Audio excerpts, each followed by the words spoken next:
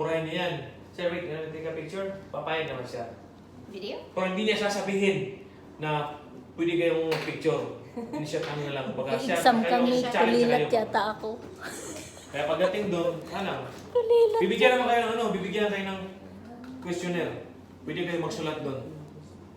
Isusulat nyo kung ano talagang pinaka-importante. Hindi yung susulat yung pang ano, yung mga importante lang ba? Sulat doon. Mga short paragraph. Tingnan mo sa papel. Ano? Yan sa kanya doon. Bahala na, basta Okay na? pasado. Kahit hindi kumpleto sagot ko, may At least 1 meron. to 21 lang yun ate ha. 1 to 21. Dali lang. Pero pag nandun ka na, busy ka na ba dito? Makalimutan mo na. Nako. Kasi mabasic yung question, ano pero talaga, mali ka. yung 5 to 12, yun talaga parang ayaw mag-sink in sa utak ko. Yung 5 to 12, nako. Parehas lang din. Saan lang matatagpuan mo? Parehas lang din. Ilalagay mo lang yun kung saan mo siya matatagpuan. Temporal, saan mo matatagpuan? Side of the, di ba? Forehead. Oh, yun. Yun lang natandaan ko. Tapos Susunod yung lang.